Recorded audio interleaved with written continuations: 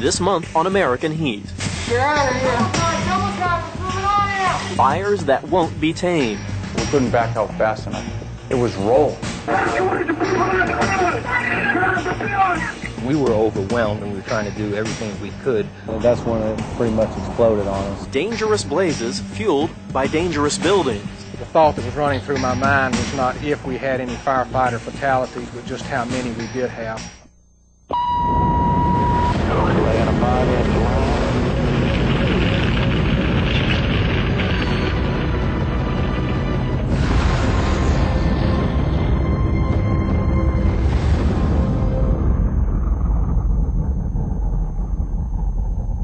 Now let's go on to our subject of target hazards and to Atlanta, Georgia, for an incident that's already familiar to you.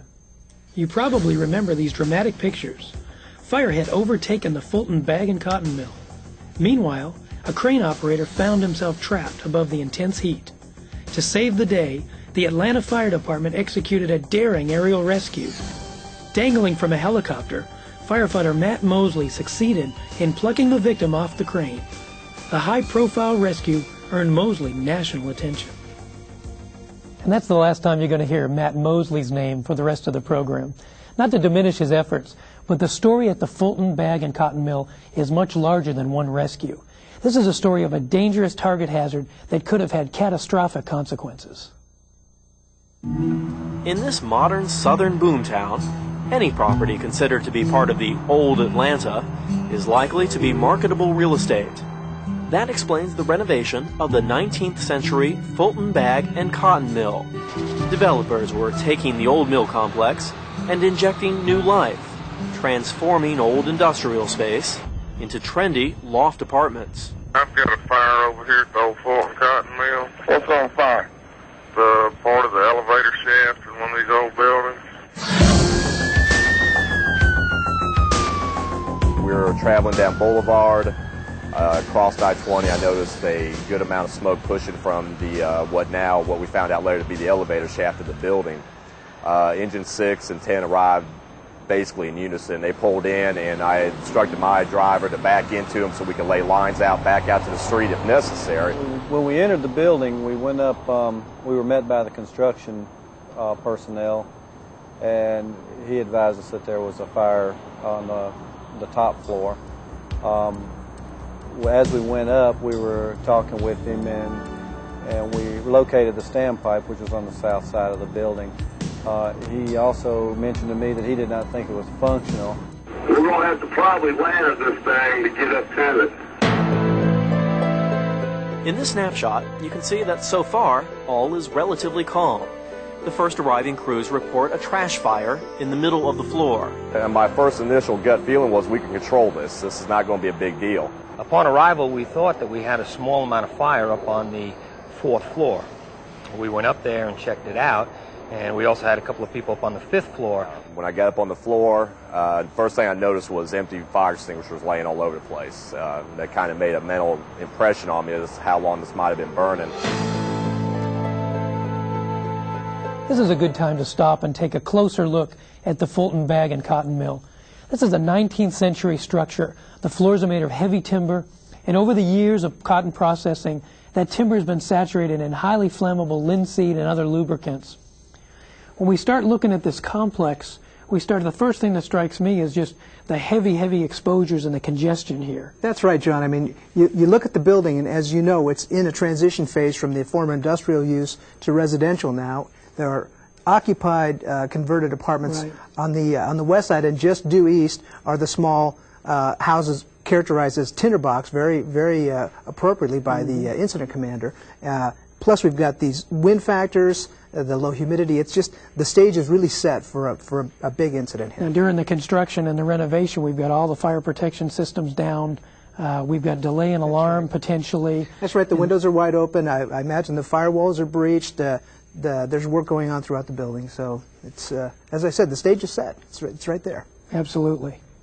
Well, let's return to Atlanta, where the first-line fire attack is about to get a big surprise. With no interior standpipe available, crews are beginning their setup. We just got a pile of trash up there burning on the floor. He's checking it out. He says it's only a pile of trash. We had an engine and a truck company parked relatively close to the building setting up their ladder pipe, and we were going to use it as an exterior standpipe to actually deliver the water that we had hand lines upstairs, high-rise packs. But only minutes into the response, conditions have begun to worsen at the Fulton Bag and Cotton Mill. We have a fire. We're the fire on the phone and through the floor. They started working their way through the floors. It turns out that the 10 by 20 foot trash fire is more than it seems. As I walked around to the other side of the elevator shaft at that time, I noted that we had a heavy fire, and the fire couldn't have started in a worse spot. It started right near the shaft, and the shaft ran the length of the building from ground to top. Well, we got extension to the floors above. We got fire dropping below. We're starting to walk the dog up in that tower. Lieutenant Edwards sees fire running the entire elevator shaft, and with 12 people spread out on floors 4 and 5, he sees something even more troubling. I looked up, and in the floor slats, being old heavy timber construction, you could see to the floor above you through the slats. And I noted that fire had already taken the entire floor above us and was starting to drop down on top of us now. We got heavy fire now. It's spreading to the floors above. We got fire dropping below us, too. And from the ground level, We got heavy fire going on the roof of the building this time. I noticed that the entire 5th floor was charged with heavy black smoke. At that time, the heavy black smoke started showing flashes of red through it, all the way to the whole length of the building. It's declaring the command of evacuate the 5th floor. It's taking the floor above us. There's a lot of crews now entering the fire floor. I advised them, told them, I said, everybody get off the fire floor, we need to go right now. And I figured the building was becoming untenable for the people that was up there. So I started ordering them out the building. As I looked out the window, I could see the entire floor above us was totally engulfed in fire and was rolling down, literally was rolling down to the floor where we were at.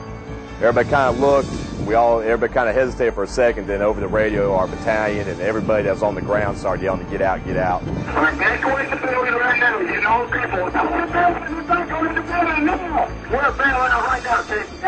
about this time, Chief Joe Talbert arrives on the scene. As I looked up in the building, I watched it literally go bad.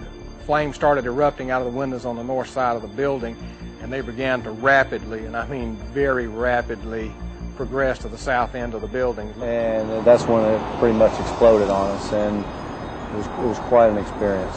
Well, we started walking actually towards the staircase, and then we heard a little bit more, and then it was time to, let's run, let's get out of here fast. As we were getting to the stairwell, myself and Captain Doyle from the squad were the last ones off the floor. I kind of glanced back over my shoulder, and right where we had been standing at was now starting to collapse already and was fully involved in fire. The thought that was running through my mind was not if we had any firefighter fatalities, but just how many we did have. The roof in the 5th floor came down probably while the crews were exiting the 3rd floor. Floor started, we could hear them pancaking. I mean, just one right after another. The entire stairwell on the 3rd floor just filled with black smoke, and then it just ignited orange right over us. And we were running downstairs that time. We were probably doing 3 steps at a time. As we made our way down, and the door we came in was blocked off, we could not exit that way out. Instead, they're forced to run to an exit on the opposite side of the 1st floor. At that time, we know that Lieutenant Green was not with us, and he was up on the floor with us. Mark Green, I need your location. Green, Lieutenant Green, where are you? Attempts to raise Green on the radio produce no answer. Lieutenant Green, do you want to come? Lieutenant Green. You know, your heart rate goes up 100 beats as soon as you know you got a man missing. Chief, let's put ourselves at this incident here. We've got a small trash fire. We're in the incident. Now we see the conditions dramatically changing almost instantaneously, and within 30 seconds, we've got a lost firefighter. That's right. This is the situation that most incident commanders or fire chiefs will say is the scariest thing that can possibly happen to you. When you don't know where all your firefighters are, you've got a building that's obviously flashed over, there's a potential for a collapse, and you've got a firefighter missing. What do? That's when you've got to go back to that accountability, make sure you do a head count, and find everybody that's involved in the fire. As you can see, this fire takes off so quickly, and it's so dramatic. And you're looking at it from the outside, as the incident commander says, and you're going, I've got people inside of there. We're firefighters on floor 1, construction people on 1 and 2, and the building's almost completely flashed over. Well, even from a rapid intervention standpoint, it's not tenable to put folks in. Absolutely not. You start looking at this, and now you've got even add more nightmare to this situation. That's right. Of this has become a defensive fire like right now. And we've got somebody missing, running through the head count. That's right. Boy, lots and lots of emotional things going on for this.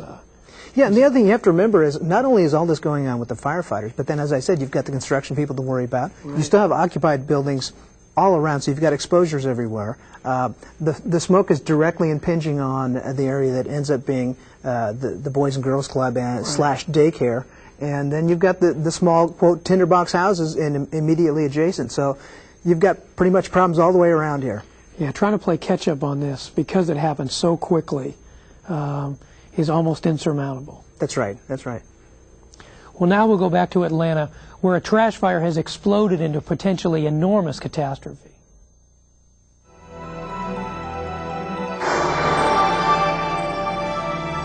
As the floors of the Fulton cotton mill begin pancaking, Lieutenant Mark Green is nowhere to be found. And he isn't answering the radio. Whereabouts of Lieutenant Green? We cannot locate him. Myself and a couple other firefighters, after realizing that Lieutenant Green was not with us, we re-entered the building and went up at least 2 floors, which it was almost unattainable to actually go up there. We thought maybe he got caught in that collapse. At this point, command is transferred to Chief Talbert. I stopped right about here because I knew I had the Boys and Girls Club here. Now, this is where I was when the fire went really, really bad.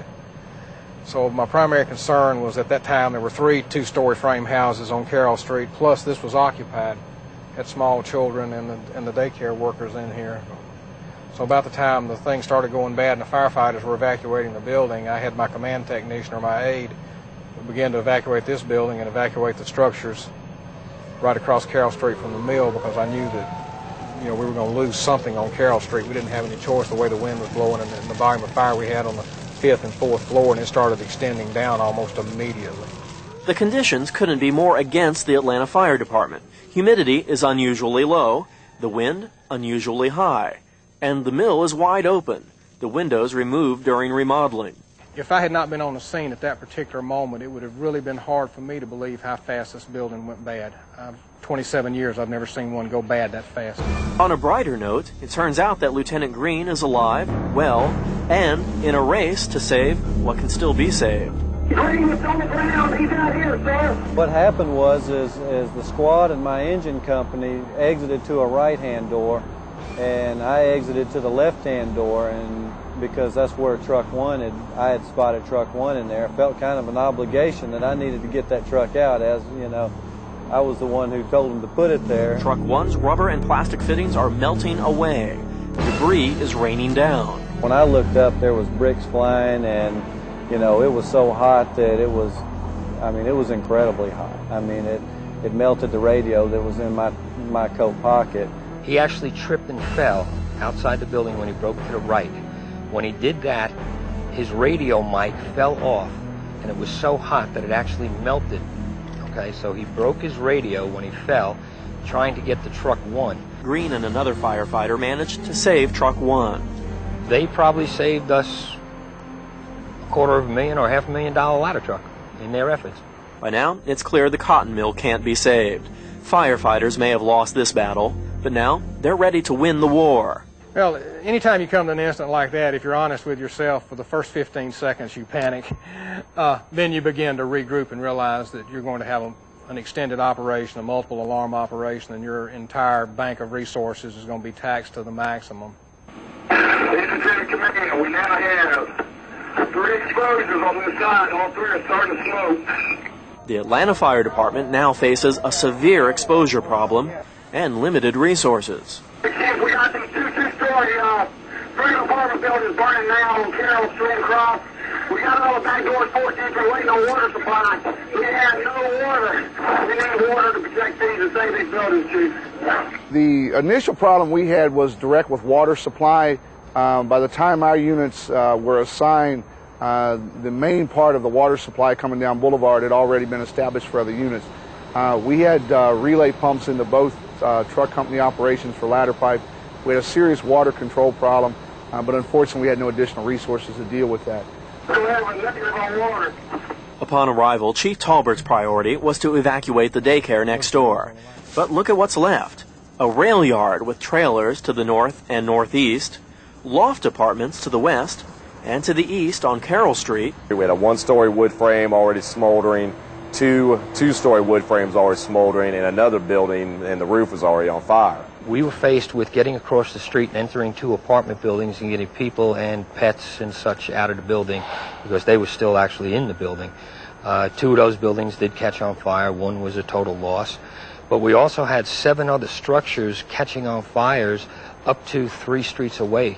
Things were literally catching on fire faster than I could keep up with it. My first and primary concern was exposures on Carroll Street, so I assigned 2 engines and a truck to deal with the fires on Carroll Street. I also realized at the same time that I had fire involvement in the CSX intermodal rail yard. Evacuate these trailers in the CSX yard. We're going to need to set up a ladder pipe or something over here for exposure. So that required the 3rd alarm to be called to deal with that particular side of the incident. Unfortunately, we couldn't get the resources up there to stop or control that, and eventually the fire overtook those 3 mobile trailers and I believe about 12 different vehicles on that particular area. Which brings us to the eastern exposure, a neighborhood known as Cabbagetown. It's a historic area, tightly packed with 200 wood frame homes dating back to the 1800s. Realize that these structures, some of them are 100 years old, even though they've been renovated. The timbers that's involved in the construction of them is dry. It's like timber boxes, most of them. And once they get one little spark, and it's gone. So we were pretty well taxed. The units on the scene, of course, we were overwhelmed and we were trying to do everything that we could, waiting for additional alarms to come in. And of course, once those alarms came in, they would pull up to, let's say, a residency 2 blocks away on fire.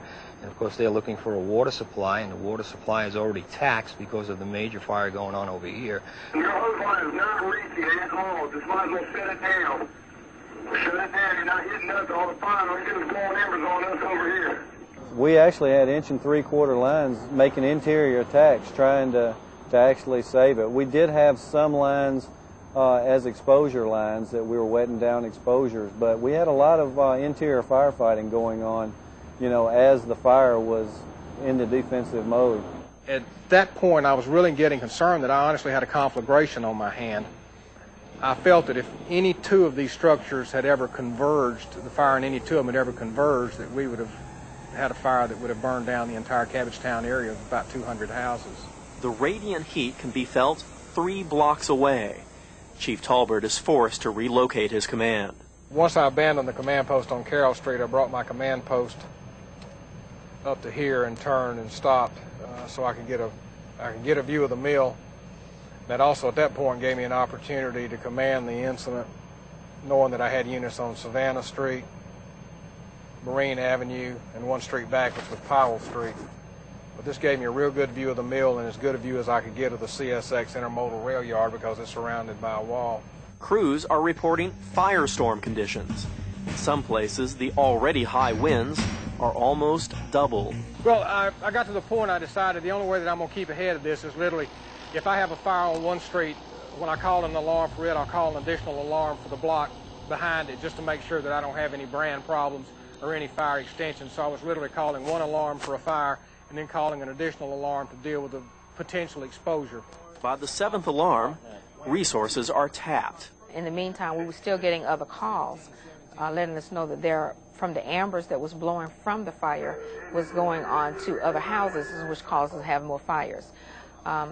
Eventually, we wound up, we had no division, no battalion chief available, none whatsoever. We had to let the units handle the calls themselves because we do have captains who ride in charge. Look at the numbers. The Atlanta Fire Department has 30 engines, 13 truck companies, a heavy squad, and 2 paramedic units. At that point, the height of the fire, we had 10 engines and 2 trucks left, and all the support vehicles were in use, which to include all the battalion chiefs. We still have a priority. You know, you've got to cover, make sure that the citizens still have the coverage, even though you still have a major incident going on. Life and property still has to come first. To meet the demand, the Georgia Mutual Aid Group, or GMAG, is put into effect. This was the first time that Atlanta had actually used GMAG to the extent of bringing in 17 engines, 4 ladder trucks, or truck companies, 2 squads, and 4 additional battalion chiefs to manage the task forces that they came with. And the help can't arrive soon enough. We had firefighters that were physically ill and literally at the point of exhaustion, and I appreciate their dedication to duty at that point, but they really worked far beyond any reasonable limits of expectations. I saw guys collapse and get back up. I saw captains fall down, get back up, pull more slack to the fire. I mean, they were actually throwing up, putting their helmets back on, and going back to work. I mean, when you see stuff like that happening, it's a pretty incredible thing. As GMAG personnel begin to backfill other stations in the city, relief finally arrives for exhausted crews. This could have really been a very large catastrophe as far as fire loss goes, due to the neighborhood, the age of the neighborhood, plus the weather conditions we had that day. It was the worst day I ever had on the fire department, and at the same time, when it was over, it was probably the best day I ever had on the fire department. The Atlanta firefighters prevailed. After more than 4 hours on the defense, and secondary fires reported as far as half a mile away, the crisis begins to level off. Our firefighting force really answered the call with our mutual aid program that we have in place and the way we have a call-up system. The big thing about it is we know that our system works. We had, just minor injuries, a few cuts, scrapes, bruises, sprains, and burns. We had no loss of life. The property loss was traumatic as it was, but when you consider the potential, which we're in the business of looking at worst-case scenario, we could have lost 200 houses easily that day, and when you limit the damage to what we did, I can't say enough about the people that worked that incident. There's so much in this incident that's worth taking a close look at. We start out with the construction. They're already behind the 8 ball with this 19th century That's construction. right, with that old mill construction. Of course, it did exactly what it was designed to do. The joists came away and the floors collapsed. That's what the building was meant to do. We see these walls, how they're still standing. That's all done by design. Of course, you've got firefighters and people inside of there, so it's a very big deal. And that's got to show up in the pre-plan, that when we start looking at these, the time for the interior operations has to be limited if you've got any extension. Here's one of the post holes for the floor joists. That's right. Where they just plug into the wall, and the walls are going to remain standing in most cases till we get some really serious stuff. Yeah, and the thing that has to be said really is that the Atlanta Fire Department just did such an outstanding job. Absolutely. They put this whole thing out at the end of the day, no one was killed, and there were no serious injuries. That's a testimony to their training, to their accountability. You notice that when Lieutenant Green turned up missing, they knew immediately he wasn't there. Right. See, and they didn't. There was no delay. There was no time lag, so they could initiate to wait to initiate a search. So, and I think we're all that learning shows they were that. thinking about that. We're all That's right. learning that. It used to be the afterthought. That's right. Where all of a sudden, 30 minutes into it, we found people missing. And not only that, he managed to save a $500,000 ladder truck in the effort too. So. Absolutely. The other thing I just want to comment on was their mutual aid effort from GMAG. How do you rely on mutual aid in the southern Nevada area? Any area has to rely on mutual aid. I think to get the job done, nobody has the resources to deal with a 7-alarm. Well, maybe no one. Maybe New York City might, but to deal with a 7-alarm incident with just what you have, and then also leave the rest of the area, your city or jurisdiction protected, that takes resources that are beyond most of our capabilities. So, luckily in southern Nevada, we have something that we use called automatic aid, where we don't identify jurisdictional boundaries. In other words, the Clark County Fire Department responds into the City of Las Vegas. City of Las Vegas responds to Clark County, North Las Vegas, Henderson, and Boulder City. We all work together and kind of provide that seamless service that the taxpayers don't really identify. Absolutely. But sometimes they see different colored fire trucks parked out front, so that's a good thing. Yeah, you bet.